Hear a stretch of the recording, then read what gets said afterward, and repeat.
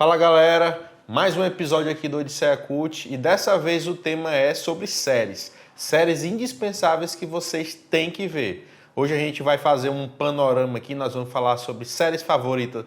As nossas séries favoritas, né? E falar também sobre séries atuais que de alguma forma mudaram a visão, né, sobre o que a gente tem de séries, bateram alguns recordes. E isso, algumas séries que estão saindo atualmente, outras séries que já foram finalizadas. E séries também que são clássicas, né? Que assim, todo bom amante desse tipo de formato da TV, precisa assistir. Então, começa aqui o terceiro episódio do Odisseia Cult, roda a vinheta.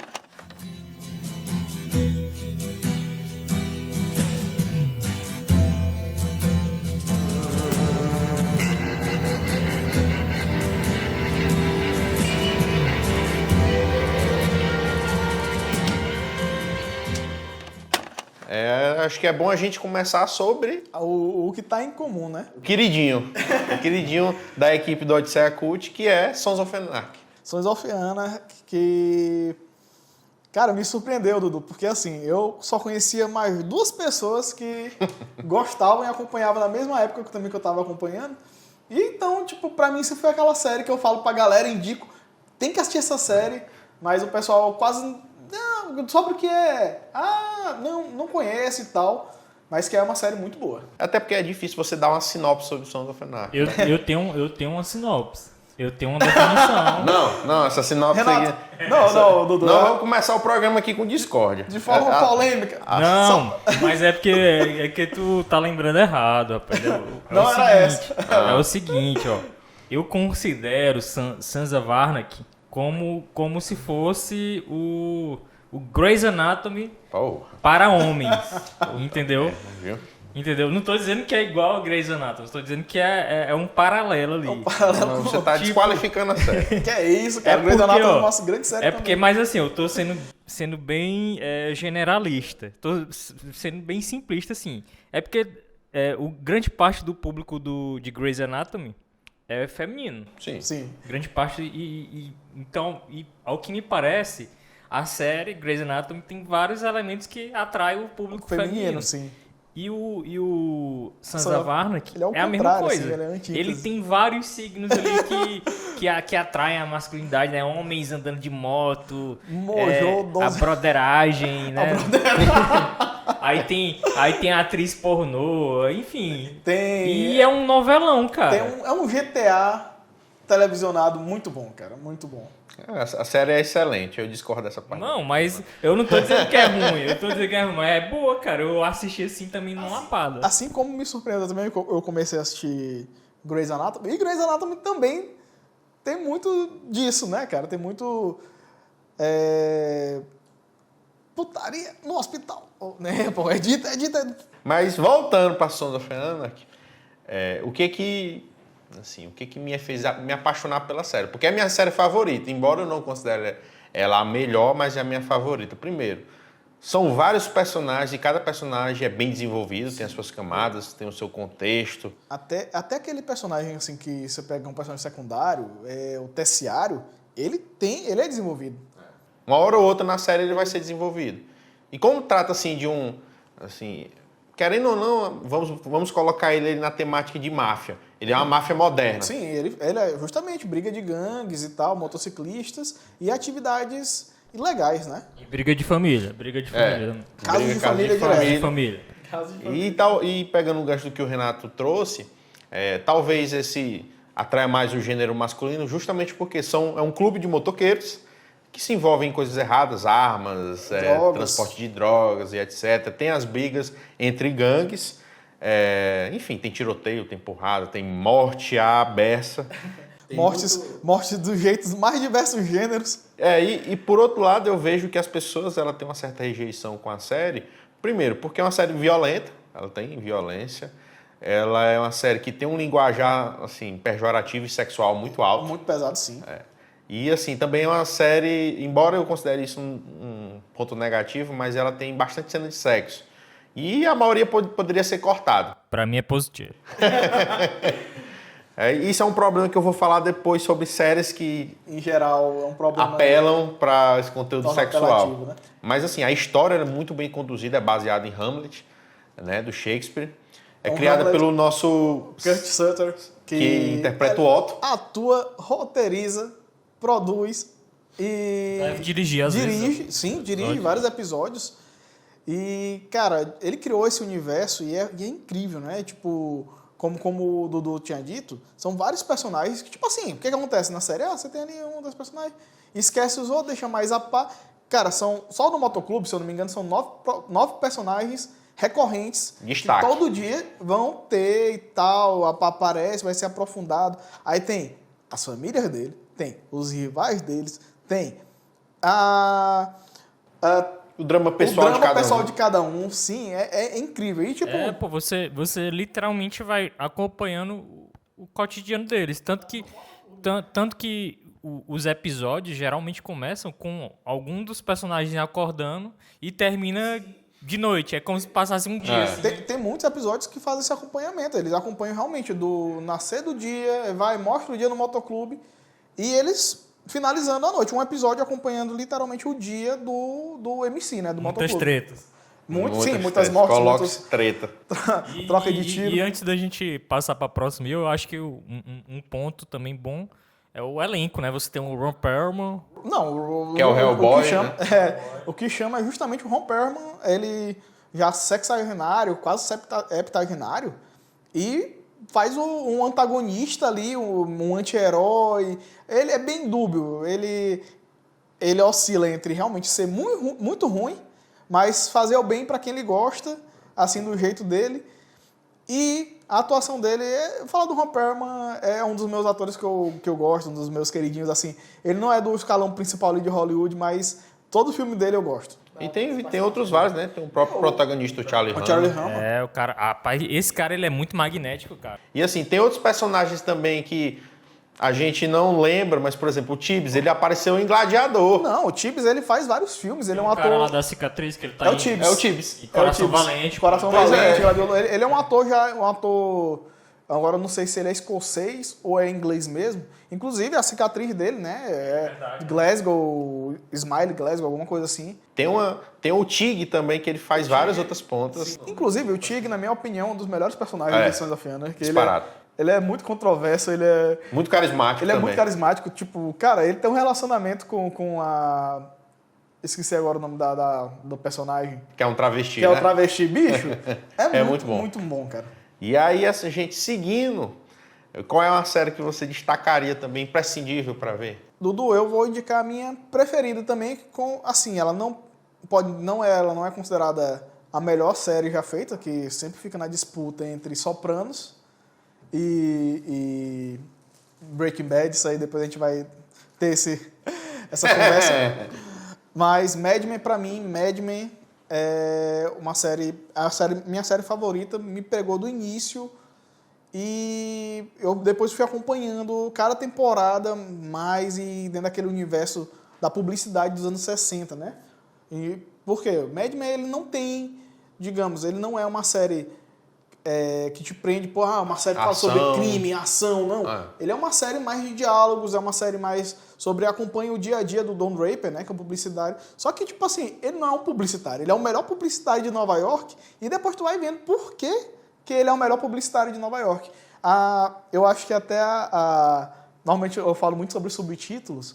O subtítulo em português, ele dá uns spoilers, né, que é Não diga não. Inventando verdades, cara. Eu acho muito... Mas não é a função da publicidade. Da publicidade, justamente. Realmente eu pensei que fosse outra coisa. Não, pois é. Mas o Inventando Verdades, porque, cara, é o que o Don Draper faz, né? O que um publicitário faz. E ele pega essa aura de ser o melhor publicitário de Nova York. E ele sabe disso. É pelo John Hamm, né? O John Hamm, o John Hamm, baita ator. Eu não conhecia ele, fui conhecer em Mad Men. E fora o resto do elenco, né, cara? A gente tem a Elizabeth Moss. Que é que faz Handmaid's Tale, né?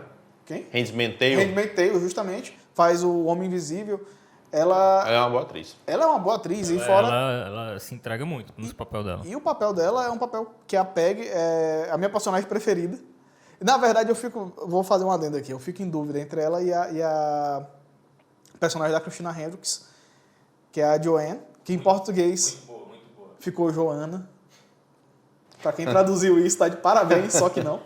Mas a Joanne e a Peg são, eu acho, pra todo mundo elas são as queridinhas ali, porque as duas são muito batalhadoras, elas fogem daquela questão, só pra situar, né? Elas se passam na década de 60, a série, então muito machismo, muito questão da mulher ser só, sex symbol, como é o caso da Joanne, e da Peg ser ela começa como assistente, então tipo, ela é meio que deixada de lado e depois, olha, o Don Draper apadrinha ela porque ela é muito inteligente, ela é muito sagaz. E ela vai galgando cada vez mais degraus, né, dentro da publicidade em Nova York, sendo que é dominada por homens. Muito bom, cara, a série. Na verdade, eu acho que Mad Men eu assisti umas 2 temporadas e me desinteressei. Mas isso faz uns anos, eu era ainda adolescente. Eu preciso rever novamente ela toda. Eu aconselho, Dudu, que reveja, que vale muito a pena, cara. É muito bom. E o John Hamm, por si, ele já rouba bem a cena, ele entrega um personagem dúbio, porque ao mesmo tempo que você tá acompanhando ele tem atitudes que você fica assim, cara, ele é o protagonista, a gente tem que gostar dele, mas, pô, ele faz umas coisas que a gente fica, meu irmão, esse cara, ele é meio odiável, né? Ele faz tem umas atitudes meio... acho que é a vida, né? É cinza, né? Não é preto no branco, né? Aquela coisa. Pode-se dizer que ele é um anti-herói, por assim dizer, ou não, é só a vida normal, ele é um cara que tá vivendo a vida. Ele é só um publicitário. Just another guy. Just another guy, justamente. E aí, cara, seguindo, a gente vai pegar essa leva aí que tu deixou, essa deixada, de anti-herói, com o maior anti-herói da história da TV americana, da TV mundial. E é a série que eu falei, né, que Sons of Anarchy é a minha favorita, porém não é a melhor. A melhor que eu considero é Sopranos. Sopranos é um... Inclusive, em avaliações, como eu estava dizendo, ela é considerada a melhor série. Ela e Breaking Bad, as duas sempre ficam disputando, assim como Poderoso Chefão e Cidadão Kane. Eu acho que... Polêmicas. Eu acho que Sopranos está anos-luz à frente de Breaking Bad. Sopranos, ele mudou meio que a TV americana. Sim, existem antes de séries Sopranos, antes de Sopranos e depois de Sopranos. Inclusive, eu vou ficar devendo porque eu assisti só o primeiro episódio da primeira temporada de Sopranos e gostei demais, muito bom, mas não tive tempo para assistir. Ela tá na minha lista há bastante tempo, bastante anos, na verdade, e eu ainda não assisti. Heresia. Eu tô sem previsão de começar a ver. Sem previsão. Se você que tá assistindo isso aqui vem com o negócio de a melhor série de todos os tempos, é Game of Thrones, pare por aí. Você tem que assistir primeiro Sopranos para depois emitir a opinião. Eu vou fazer uma defesa de Game of Thrones. Assim, Game of Thrones mudou também o jogo, gente. É uma série... Enfim, depois a gente vai falar de Game of Thrones. Dudu continua. Game of Thrones é uma série erótica para jovens da Idade Média. Mas seguindo aqui com a melhor série de todos os tempos. Sopranos conta a história, digamos assim, da máfia moderna, a máfia ítalo-americana, que é estrelada pelo nosso saudoso James Gandolfini, que faleceu aí, eu acho que há uns 8 anos, 10 anos atrás. Eu não encontrei, de todas as séries que eu vi, eu não encontrei um roteiro melhor. Assim, todos, sem exceção, são desenvolvidos de forma fluida e excelente. Conta a história, obviamente, quem gosta dessa temática assim, de máfia vai se deliciar. Mas não apenas isso. A gente tem uma pegada, um destaque mais sobre o lado pessoal do mafioso. Então, por exemplo, o James Gandolfini, o principal protagonista da série, é um chefe da máfia e ele tá no psicólogo. O que, assim, Sim, é um contraste muito alto. A cena, o início, já mostra que é um chefe da máfia que ordena assassinato de pessoas, atividades ilegais. As atividades mais E ele tá numa psiquiatra. desse É psiquiatra porque ela prescreve remédio para ele. E aí você vê assim, um outro lado dele. Primeiro, ele acha aquelas sessões de terapia, aquelas consultas uma besteira, porque ele é da máfia. Sim. Mas aí, com o passar do tempo, ele vai desenvolvendo quais são os traumas que ele tem, os medos, as inseguranças, que, assim, digamos assim, ele humaniza essa figura do chefão de uma máfia.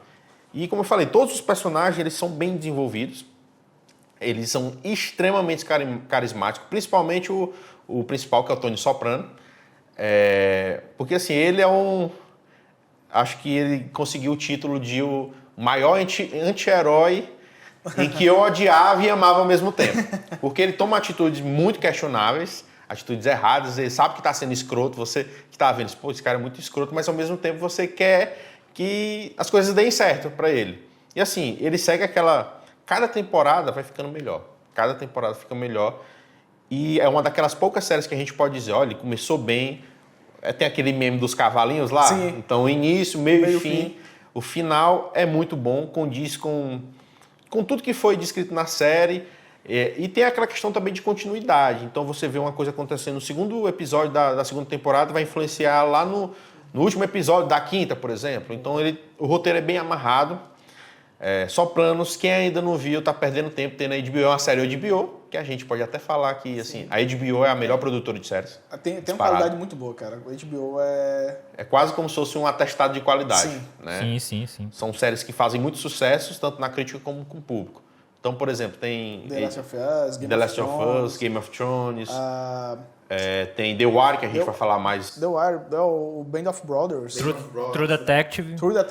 Que a gente vai falar, tudo que a gente vai falar. E aí, assim, cara, só o que eu tenho a dizer é Sopranos é a melhor série para isso que vos falo. E, assim, muita gente considera também. Aqueles que eu indiquei e assistiram Sopranos, nenhum disse que perdeu tempo. Todos amaram a série. Então, assim, se você ainda não viu, essa ocupa, pelo menos para mim, o top 1 de série que você não pode deixar de ver. Pronto, aí em contrapartida, eu vou falar sobre Breaking Bad, que, pra mim, como eu disse, ela tá ali no ranking ali, colado em Mad Men, e como eu não assisti Sopranos ainda, né, eu vou assistir, inclusive, mas Breaking Bad, pra mim, foi um divisor de águas na época que foi lançado, porque, assim, a primeira temporada ela é bem curta, ela tem, se eu não me engano, são 5 episódios a primeira temporada, e... Quantos? 5. Só? 5 ou 6, sim. A primeira temporada é bem curta. E Sim. Rapaz, tá aí que eu não lembrava. E assim, vai escalonando. A cena inicial, do primeiro episódio, ela já te deixa bem intrigado, né? Só pra situar, pra quem ainda não assistiu Breaking Bad, conta a história, né, do professor de química que... Walter White. Justamente. Interpretado pelo Brian Cranston. Cranston, que... WW. É um colecionador de M, né? Ele ganhou muitos M's, muitos prêmios por Breaking Bad. Breaking Bad ali É a atuação da vida dele, essa série aí, cara. Inclusive... Pra mim, a atuação da vida dele é o pai do Malcolm e Malcolm the Media. Assista o Malcolm the Media, inclusive. Ele ganhou muitos M's, mas teve um M que ele ganhou roubado e que daqui a pouco a gente vai falar. Depois a gente vai falar. Mas o Aaron Paul e o Bryan Cranston começa ali, é uma parceria que eles têm até hoje na vida, mas na série os dois, a química, fazendo um trocadilho, a química entre os dois atores é muito bom, cara. A primeira temporada, como eu tava dizendo, o primeiro episódio ele já te puxa, porque a primeira cena tu vê um cara de cueca no meio do deserto com uma arma na mão. Fabricando drogas. Aí tu não entende, e a polícia vindo, e o cara tá de cueca, e tu fica, como que aquela cena é icônica. Justamente. Aquela sequência é muito boa. Aquela sequência, o primeiro episódio, ele é muito bom. A primeira temporada, eu acho ela, como eu disse, ela é curta, mas ela te prende, ela te mostra aquele universo, te mostra as motivações, por que o Walter, que ele sempre foi um professor, exemplo de família, pai de família. Walter Branco. O Walter Branco, isso. Ele se une junto com o delinquente, que é o Jesse Rosado, o Jesse Pinkman. Mas, mano, o Jesse, inclusive, é um dos personagens que eu mais gosto de série, que tem um desenvolvimento... Não, e falar em desenvolvimento de Breaking Bad é chover numa olhada, assim. Sim. Eu gosto muito de Breaking Bad. Não está no meu top 5 séries. Isso é uma opinião impopular. Assim, entre os meus amigos, a galera fica, como é que não tá? Mas já a gente chega lá. Mas Breaking Bad, em questão de desenvolvimento, você vê o que era o Walter White, aquele professorzinho de química, e vai ver o que ele se transforma na última temporada. Não, na primeira temporada, o aluno humilhando ele, assim, entre aspas, aí ele... Cara, vê que o filho dele sofre por conta do preconceito, né? Porque ele tem paralisia cerebral. Então, inclusive, o ator tem paralisia cerebral mesmo. Ele não estava interpretando, ele estava atuando só. E assim, muita gente... Uma coisa interessante, por exemplo, a Skyler. Nossa senhora, a Skyler é muito ruim, cara. Pronto. Que personagem odiável, cara. Meu Deus do céu. A Skyler é um personagem odiável, só que aí e eu me toquei de uma coisa. Uma amiga minha, ela tinha... Mas ela tá certa, pô. Justamente, ela tá certa. Não, mas, ó, o pior é porque a gente acompanha. Na série a gente tá torcendo pro bandido. Na série, A justamente. gente que tá errado. A gente torce pro Walter que tá errado. O Walter é o bandido, Mas mano. o caso da Skyler, eu acho que ela entra naquele rol de personagem mal escrita por estereótipo. Porque o papel dela é unicamente ficar fazendo o contraponto do Walter White. Sim, ela é o ponto moral. A balança que fala pro Walter, Ela mas só fica depois... pentelhando ali. Ela não tem um desenvolvimento, um desenvolvimento próprio. O ponto que eu queria levantar era o seguinte, que fizeram uma pesquisa e ela foi eleita a pior personagem, porém, se tu se lembrar, tem um personagem que é neonazista, pô. Eu fiquei, caramba, mano. Mas é justamente, eu acho a Skyler ela muito mal escrita pela série. Isso é um problema que eu tenho com outras séries que não sabem escrever bem personagens femininas. Sim, tem muita série. Existem exceções, como por exemplo a Peg de Mad Men, que até onde eu assisti ela era muito bem escrita. A Peg, o final, só um spoiler, o final da Peg é perfeito, cara. O final da Peg, você sorri junto com ela. Eu assisti alguns episódios com ela. Da Handmaid's Tale, e é outra série que ela também é muito bem escrita. E tem uma outra que eu vou falar mais um pouco com a nova série, que é a Shiv Roy, da série Succession. Mas, por exemplo, só falando novamente, a questão da Skyler, eu acho ela mal escrita porque ela só serve unicamente para ficar pentelhando o rol. Mas você não era se você mudou, nossos filhos, nossa família. Ok, beleza, mas, pô, a série todinha fica se repetindo aquilo ali. Não, pô. Na quarta temporada ela fudeu com o Ted.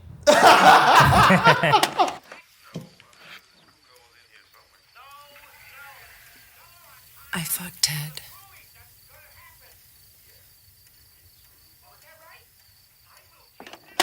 Mas assim, também os outros personagens, tirando a Skyler, obviamente, são bem desenvolvidos. Então a gente tem o Hank, Mike, pra mim, Mike... Mike é foda, velho. Aqui nós respeitamos o Mike, mano. Tem o que é interpretado pelo... O Giancarlo Esposito. Porra, aquele o Gus, cara... Gus. Ele só consegue fazer um personagem, né? Ele só consegue interpretar um cara daquele jeito ali. Eu acho que o Gus, ele meio que catapultou o Juan Carlos Esposito para fazer só aquele tipo de personagem. Por exemplo, ele faz um vilão no jogo Far Cry 6, no último Far Cry lançado. Ele faz um vilão em The Boys. The Boys Ele também. faz um vilão em Star Wars, no The Mandalorian. Então, assim, mas em Breaking Bad ali ele tá excelente. E também, assim, não tem como... Inclusive, ele morreu tem alguns dias ou meses, o velhinho que fica...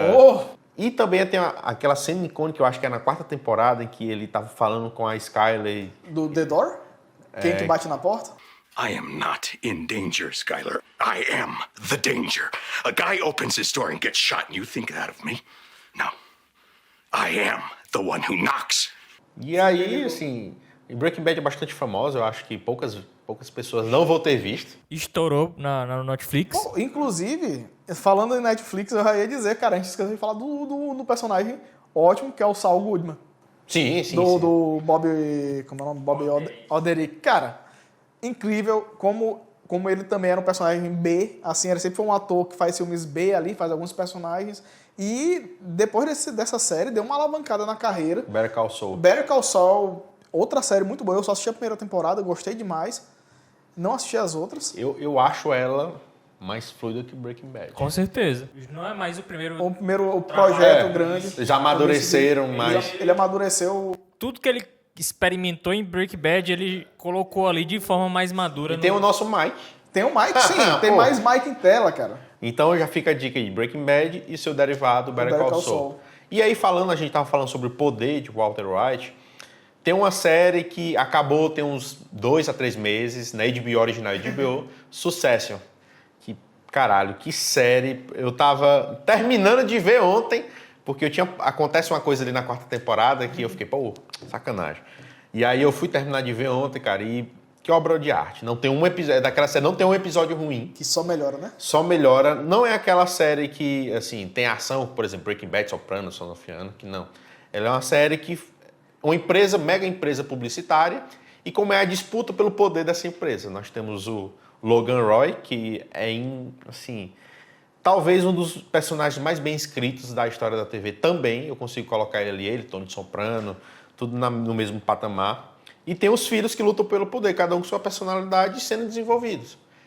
E tem um destaque, tem muitos atores conhecidos, tem um destaque pela filha, a Chauvin, que é a Shiv, que eu considero como uma das melhores personagens femininas escritas. Porque ela tem a sua motivação própria, ela não é... Como é que eu posso dizer? Não é apenas um acessório, né? Não tá lá para acompanhar o protagonista masculino. Exatamente, ela não tá lá apenas para ser reativa ao que o personagem masculino fala. Ela tem as suas motivações, ela não é manipulada por ninguém, ela manipula, ela reage, enfim. Série excelente. Quem acabou tem pouco tempo, são apenas 4 temporadas. A original HBO. E o que eu posso falar mais dessa série? Assim, era algo que eu gostava de assistir enquanto eu estava comendo.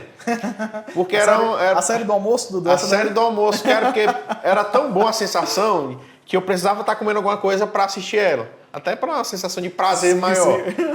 E assim, os diálogos são excelentes, não é uma série apelativa para conteúdo sexual, diferentemente de Game of Thrones. Assim, o roteiro também entra num patamar...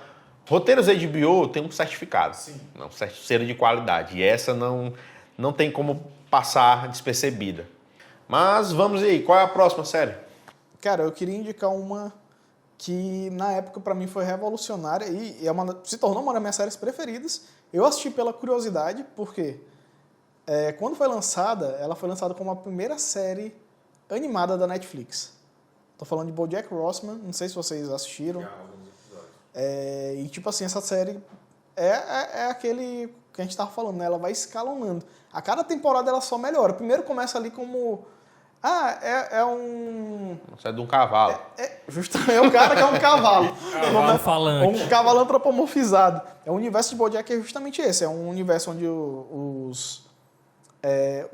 as pessoas são antropomorfizadas, tem mistura de humanos, tem mistura meio humano, meio animal. Então, e as características também são dos animais. Ou seja, a gente tem um cara que fez muito sucesso na década de 90 com um sitcom, que é justamente o BoJack, ele é um ator, só que depois ele não conseguiu mais ter uma carreira linear, né? Ele entrou em decadência, ele é um ator, aqueles atores que não é mais tão bem visto em Hollywood, ele é muito polêmico, e vai falando sobre a vida dele, a série. Tem a produtora, que é a Princess Caroline, que é um gato, tem o Mr. Peanut Butters, que é um cachorro, é um labrador. E ele tem toda a característica de labrador. Ele é animado, ele é feliz. BoJack já tá naquela outra energia de ser pessimista. E chega ele todo... Ei, e aí, BoJack, meu melhor amigo e tal. E o BoJack acha ele muito chato. Tem o Todd. Todd é um humano que vive com o BoJack. Ele é dublado pelo Aaron Paul. E é muito... massa, com o passar do tempo você vai se apegando aos personagens. É uma série que fala sobre a vida, o universo e tudo mais. A série que fala justamente sobre a vida, o universo e tudo mais. Ele pega questões depois... Nessa primeira camada, a gente vê o quê? Muita comédia, muita piadas com Hollywood, muitas referências. Mas depois que a gente for pegar a série, a gente vê que ela é uma série bem madura. Ela é uma animação que não é para crianças, ela é uma animação para adultos. Fala sobre depressão, suicídio, drogas, enfim, são temas bem pesados abordados numa animação e que a cada temporada só melhora. Cada temporada você assiste, você fica, nossa, cara, e tem episódios que são sensacionais. Tem episódios que... tem um episódio em específico, agora eu esqueci qual foi a temporada, que é embaixo da água, ou seja, ele não fala. Ele está com capacete, ele está embaixo da água, ele tem que achar uma diretora e ele não fala, não consegue falar. E é um episódio muito bem feito, muito bem produzido, muito bonito. Outro episódio também é o de um monólogo, tem um episódio do monólogo. Eu não vou dizer mais nada, porque esse episódio do monólogo, quando começa, você fica... Ele é um monólogo, ele é só o BoJack falando, e ele te prende durante 20 minutos assistindo aquele monólogo. Na verdade, eu assisti, acho que o BoJack, acho que, salvo engano, foram alguns episódios mais aleatórios. Por quê? Porque eu tinha acabado de maratonar Rick and Morty, que pra mim, eu acho que da geração é a melhor série animada e a que fez mais sucesso. Pronto, eu discordo eu ainda acho que BoJack, porque o Rick and Morty tem muito problema de ritmo. Ele tem uma história principal... Passou o hype também. Não é nem... Eu gosto. Pronto, começou, eu acho que Rick and Morty, ele adapta a questão do multiverso, aborda antes de no multiverso se tornar moda, eles Mas eu falaram de acho multiverso. que Rick and Morty é porque é um desenho despreocupado. Ele só quer falar sobre as aventuras de Rick and Morty. Ele não tem preocupações com críticas sociais e talvez seja por isso que eu curto. Eu acho que até tem algumas mas... críticas. Tem o episódio que é muito pesado, aquele que o Morty vai no banheiro, aí tem... Aquele episódio é pesado pra cacete, mano. Mas pra mim, acho que Rick and Morty, ele me entretém bem mais. BoJack, ele tem uma pegada um pouco mais séria. Sim. Porque ele trata sobre alguns temas sociais, né? Sim, brigas E familiares. aí, mas, por exemplo, o Rick and Morty é o besterol e, pô, tem um episódio do Rick and Morty que é o Rick Pepino. Cara, que episódio sensacional. Aquilo ali é... Oh my God. Oh my God. It gets easier. Huh? Every day it gets a little easier. Yeah? But you gotta do it every day. That's the hard part. But it does get easier. Okay. E aí a gente tava falando sobre sitcoms. Acho que não temos como... Pra mim, existem 3 marcantes sitcoms. E olha que eu sou bem chato quanto o conteúdo é comédia, mas Friends não tem o que falar, né? Friends amado pela crítica, amado pelo público. Foi uma série que realmente também mudou muito na época. E questão de igualdade salarial, todos eles recebiam o mesmo salário. Inovou muito também nessa questão de produções pagarem mais seus atores e não só os que são considerados principal, que seria o quê? A Rachel, o Royce ali, entre aspas, porque todos eles...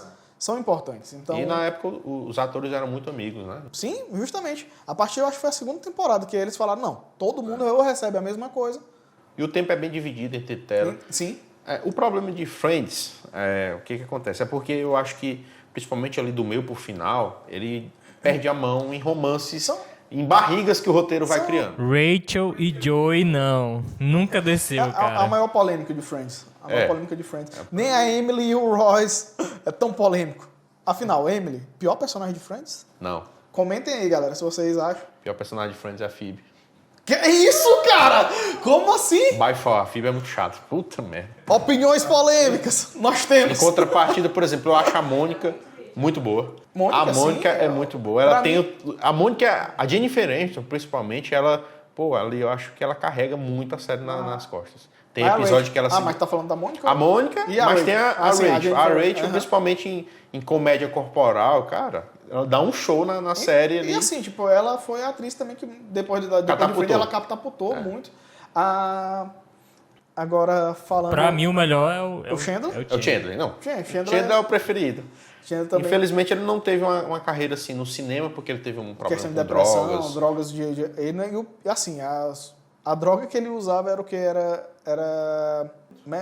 pra dor. Ele sofreu um acidente e aí começou a se viciar em... Ele foi pra reabilitação, tanto é que você... Ele tem um livro, ele lançou um livro agora, Matt Perry. Na passagem do tempo, você vê que tem uma série que ele tá bem gordão, ele era magro e fica bem gordão. Ele se transforma muito no decorrer do tempo.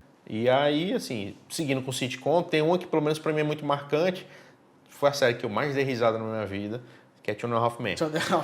A polêmica de Two and a Half Men que tem o Charlie Sheen. Charlie Sheen sendo o Charlie Sheen. É aquela série que o Charlie Sheen interpreta o Charlie Sheen.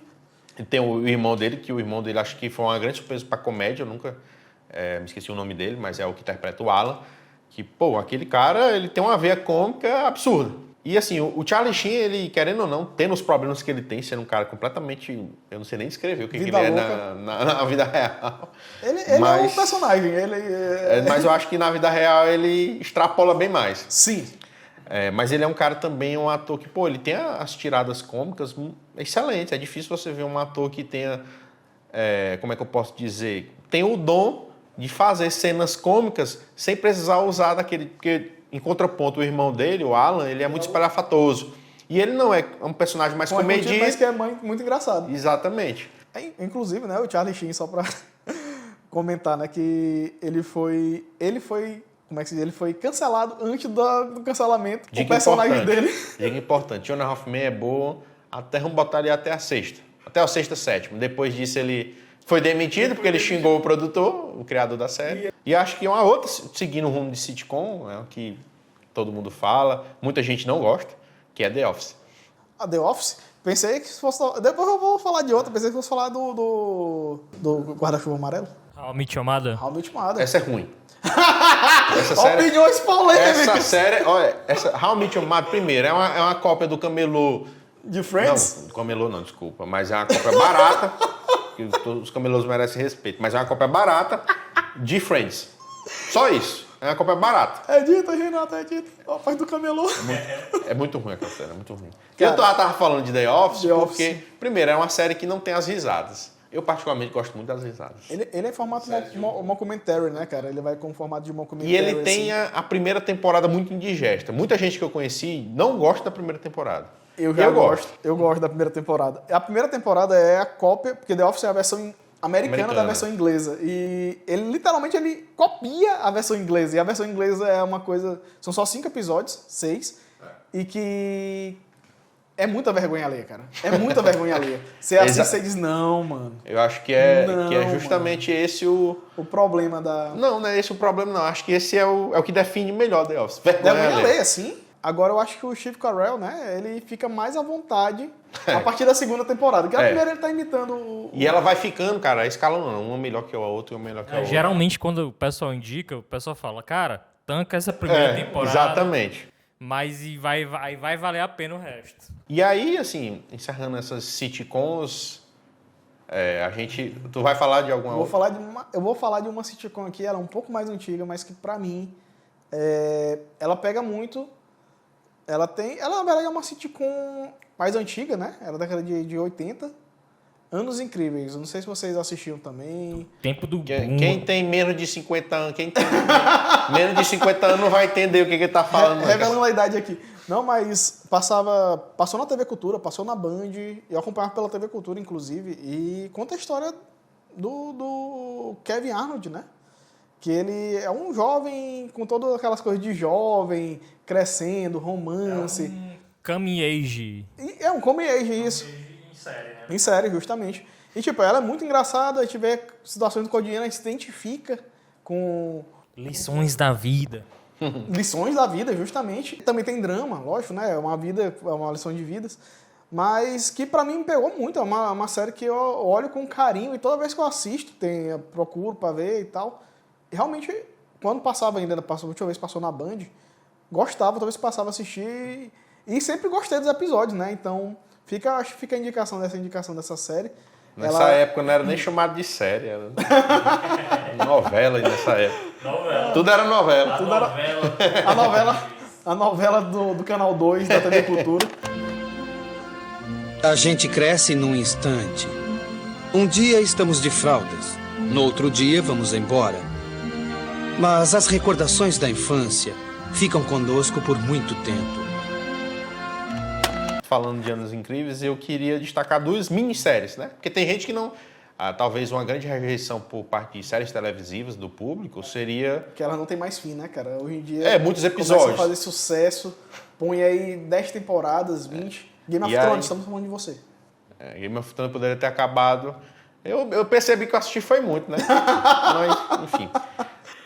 2 minisséries HBO, 3 minisséries HBO e assim, selo de qualidade original HBO.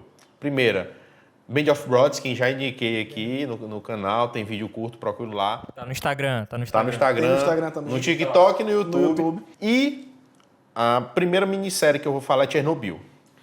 Caralho, incrível. foda pra caralho. Que série. Cara, é aquele tipo de série... Uma das coisas mais tristes que eu Uma já das vi. coisas mais pesadas, bicho. Não tem como você assistir aquela série e ter um momento de alívio cômico. Cara, é muito pesado. Porque você muda o entendimento. Todo mundo sabia do acidente de Chernobyl por alto da escola, né? Mas a forma que eles retrataram, os detalhes, é assim... É foda. É tão realista, é tão verossímil. Eu acho que é aquela coisa, são pessoas sendo retratadas, né? As pessoas reais fazendo o trabalho delas sem saber o que a gente sabe hoje em dia. Porque nunca tinha acontecido aquilo. Velho. Não, e tipo, uma cidade que tem uma usina, né? Não tinha, assim, preparo nenhum, né, cara? Preparo nenhum. Não, e o pior, assim, o que a série justamente aborda, né? É um julgamento e tal, e vai falando sobre... a questão de como eles negaram até o final. Até quando puderam negar, eles negaram para esconder que o governo errou. Porque era no tempo, Era acho, da União Guerra Soviética, Fria, era a né? União Soviética. né? E aí tinha aquele embate entre o socialismo político, né? e capitalismo. Cara, mas ó, a minha experiência assistindo Chernobyl. Liguei, botei na TV, primeiro episódio, 5 minutos, caralho, vai todo mundo morrer. Tem um- Sim, Aparece um personagem aí, você tem vai uma- morrer. tem umas cenas Apareceu outro, impactantes. você vai morrer.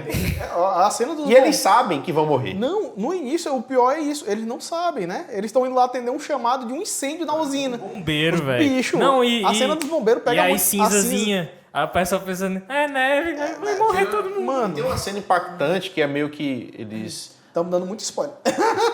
Mas, pô, é uma... É tudo bem, é um spoiler de algo. Mas é que, tipo assim, o pessoal vê de longe, um pessoal na ponte, um menino, gente, adultos, vê na ponte aquela formação, acho que colorida, né? E ficam Sim. admirando quando, na Sim. verdade, eles estavam A radiação. expostos à radiação. E também tem uma cena, cara, essa cena me quebrou. Eu não consigo assistir Chernobyl mais de uma vez por conta dessa cena. Eu não vou dar o spoiler do que é, mas é uma parte que tem que fazer limpezas de animais. Animais É contaminados. foda, é foda. Pô, pra mim que não consigo assistir nem filme de cachorro sem chorar, Inclusive essa cena aí é uma cena que eles fogem um pouco da história principal. Mas não é da Eles história, pegam, eu achei muito inteligente, que eles pegam como se eles estivessem fazendo assim, pegou uma pessoa normal para se voluntariar para fazer essa tarefa, pessoas ali da Ucrânia, da União Soviética no caso, não tinha Ucrânia ainda, e vai lá, e tipo, ele não é um personagem recorrente, ele aparece justamente só para fazer essa tarefa, que mostra como é que estava sendo feito, pegando pessoas normais para... Cara, é uma série que ela dá um... No final dessa cena, os responsáveis por fazer essa limpa aí, né? Eles cantam uma música em russo que, pô, ficou impregnada, música triste, que combina exatamente com a cena mostrada. E prosseguindo no HBO, temos uma que para mim é uma obra-prima, é uma antologia, né? Que é True Detective. Sim. A primeira temporada tem simplesmente Matthew McConaughey e o Woody Harrelson. Woody Harrelson. O irmão dele, Tem essa polêmica, tem essa poder ser um irmão, né? eles podem ser irmãos. True Detective, o verdadeiro detetive, eu revi esse ano. Acho que foi uns 2 meses atrás. Eu revi a primeira e a segunda, né? E, cara, a primeira temporada é perfeita. É abissal, a diferença, qualidade né? dela é muito alta. O roteiro é muito bem amarrado e você revendo, né? Você vê... Você consegue pegar detalhes, assim, de coisas que ele já... Elementos que ele já coloca ali no começo que você vai pegar na frente, cara. É uma muito série- foda. Tem uma das série melhores que tá- aberturas de série de todos os tempos, a primeira temporada. Outro critério, ó, que a gente estava comentando aqui em off, quais são os critérios para Uma boa série. para vai ser fazer uma uma de série sucesso. ser histórica, né? Aí eu falei, né? Ser aclamado em público, crítica e agora o terceiro, tem uma abertura boa. Mas acho que todas essas que eu falei, que a gente falou, tem uma boa abertura. Só não Anos Incríveis aqui, não é nem no meu tempo. Voltando para True Detective, a química entre os dois irmãos aí, né? Quem sabe? Cara, é uma das melhores que eu já vi em tela grande e tela em TV. Melhor atuação do Matthew McConaughey. E aí que eu falei, ele foi roubado, deram um M pro Bryan Cranston, pro não Breaking deram Bad, pro- e não deram pra ele. Inclusive, na premiação... Ele foi garfado. O Bryan Cranston falou, até eu pensei em votar no Matthew McConaughey. Quando ele ganhou, ele falou, até eu pensei em votar nele. Merecia, cara. Foi roubado aí mesmo. E foi naquele ano que o Matthew McConaughey tava explodindo. Ele fez em Interestelar. Interestelar, True Detective. E assim, existe o roteiro, como tu falou, é muito bom, porque trata de termos e discussões filosóficas. Você não tem apenas uns caras investigando. Tem até uma entrevista muito boa, um depoimento. É uma entrevista, depoimento, sei lá, do criador da série, né? O Nick Pizzolatto. Ele fala, não, eu tava com a ideia de fazer uma série, né? Mas tentar ser um pouco diferente. Eu tenho 2 detetives que, beleza, todo mundo já viu isso aí, essa história, todo mundo conhece essa história. Mas, o que eu vou acrescentar aqui? Eu quero 2 detetives conversando dentro do carro, um falando sobre existencialismo.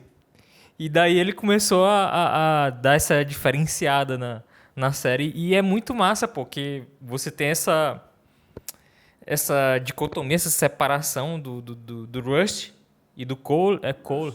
Rust é o Matthew McConaughey, que eu acho que o Cole é o Woody Harrelson. E ele é tipo, o personagem do Woody Harrelson é o cara...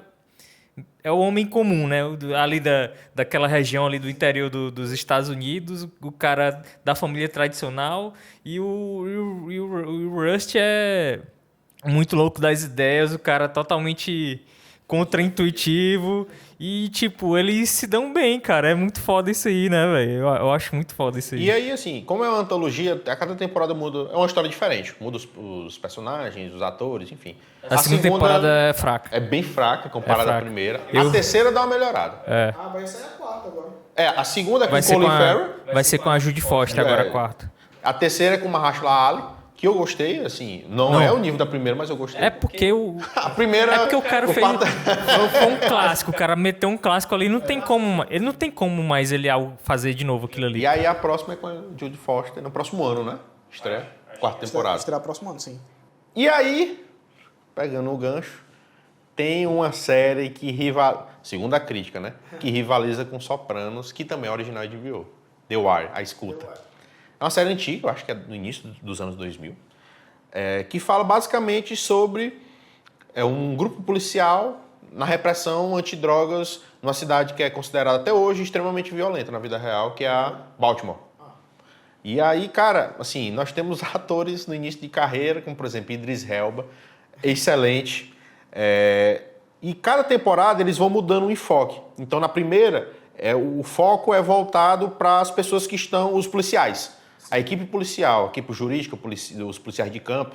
A segunda, ela já vai mais para o lado dos traficantes. Então, eles vão mostrando por que aqueles caras estão se corrompendo ao tráfico. A terceira vai para um lado mais político e mostra o que os polícias estão fazendo diante da situação. E assim, cada temporada vai mudando o enfoque, mas, cara, é de uma qualidade de roteiro absurdo.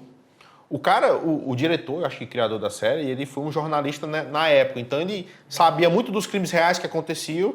E uma das grandes vantagens, dos grandes elogios que a série recebe, é que justamente ela é muito palpável. Sim, é aquela coisa da arte imitando a vida, né? Exatamente. Porque, por exemplo, diferente de Sons of Anarchy, Breaking Bad, que o cara, sei lá, mata todo mundo e não é preso, em coisa do tipo, lá não. É bem real. Então, às vezes, uma operação pode dar errado porque não foi feito um despacho para o juiz, para ele liberar o mandato, enfim. Tem essas coisas mais palpáveis que se assemelham à vida real.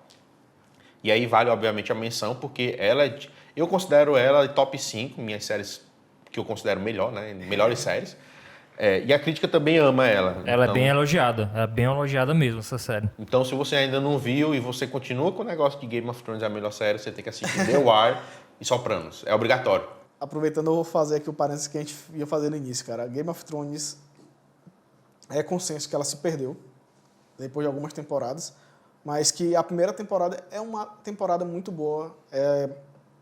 Voltou a adaptar fantasias que eu acho medieval, né? Justamente. O último grande épico fã de fantasia tinha sido O Senhor dos Anéis. Sim, sim. Fazia um tempo que a fantasia estava engavetado e... houveram tentativas, mas o Game of Thrones... Pra isso. O Game of Thrones marcou também porque... Bateram um recorde de audiências. Tem fantasia, tem essa coisa da fantasia, mas o roteiro dele, ele justamente quebrava os tropes, né, que a gente chama da fantasia. Ele fazia o contrário de todos os tropes. O George Martin, a escrita dele é muito boa e que é como o Renato está dizendo. Não é aquela coisa, tem um herói que é completamente heróico, o cavaleiro branco em cima do cavalo branco. Que é o Jaime Lannister, né? Ele derruba uma criança. Ele derruba uma criança da torre, cara. E assim, mostra também que tipo, nem tudo é preto e branco. Não, é cinza. Você tem personagens que tomam atitudes horríveis que não são personagens ruins. O personagem que eu acho que tinha o maior alinhamento mesmo de ser ético, de ser correto, era o Ned Stark. E mesmo assim ele fez umas coisinhas também. Não, ele tem falhas, justamente. Mas todas as outras, tipo, tem uma falhas maiores. Tem, tipo, Tyrion Lannister, meu personagem preferido. Tyrion, na série não foi adaptado, mas no livro tem um cara que sabe do negócio, ele transforma o cara em carne de sopa e distribui pros pobres, pô. Na verdade, assim, apesar de eu não ser um fã de Game of Thrones, a gente tem que dar a César o que é de César. Então, acho que trouxe essa paixão pelo público sobre série televisiva. Virou uma febre. Virou programa de domingo, se reunir. As pessoas se reuniam para assistir o episódio da semana de Game of Thrones. Os finais de temporada lotando bares, restaurantes, virou um evento, né? Então ela trouxe de volta o amor pelas séries televisivas. A série é evento, né? Migay Daenerys Jel Masmo hen Targaryen Lentrot, hen Valyria Wipoana Gariksan. Valyria Munioengos Nuihis Isa. Dracarys.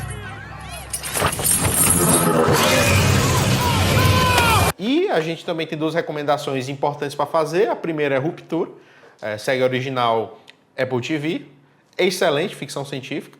E qual é a outra? O The Bear, que também tá na segunda temporada do Hulu, né? Que tá saindo aqui Pelo FX. pela FX, isso. Muito boa também, as séries recentes que me chamaram a atenção e segue aquela progressão de cada temporada tá sendo melhor do que a anterior. E você pensa assim, eu tava com medo, porque a primeira temporada foi muito boa. A primeira temporada eu fiquei, cara, que temporada boa. O que é que não fazer na segunda? A segunda conseguiu elevar o nível da primeira. Foda.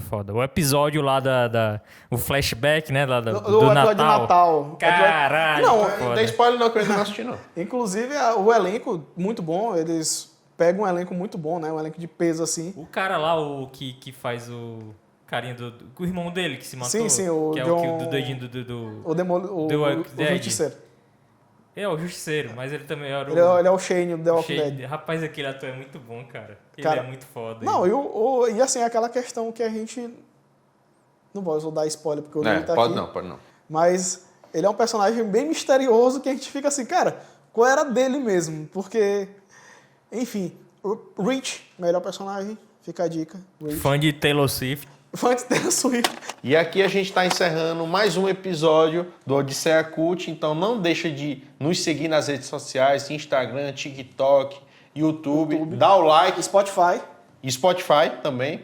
Dá o like aí, curte. E comenta, né, galera? Qual é as séries que vocês mais gostam, séries preferidas? O que é que vocês estão assistindo atualmente? Se faltou alguma série, o que vocês estão vendo exatamente? Pois é, galera. Valeu? A gente fica por essa. Valeu. Falou!